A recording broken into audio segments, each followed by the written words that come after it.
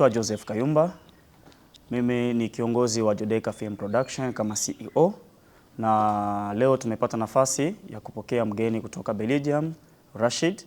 So nitapenda leo nizungumzie kuhusiana na Jodeka tunafanya kitu gani kwenye kampu ya Romwanja Refugee Settlement Uganda.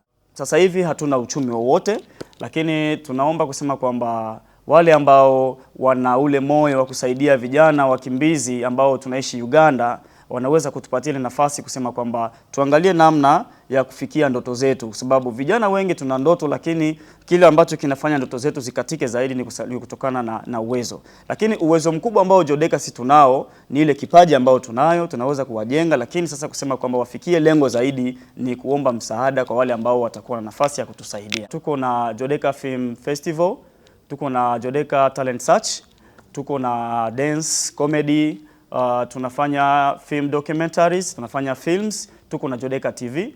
Hivyo ni vitu ambavyo ni vipengele ambavyo viko ndani ya Jodeka na vinafanya kazi. Planification ambayo tuko nayo kusema kwamba kila kijana mwenye kipaji afaidike kile ambacho tumekipangilia zaidi.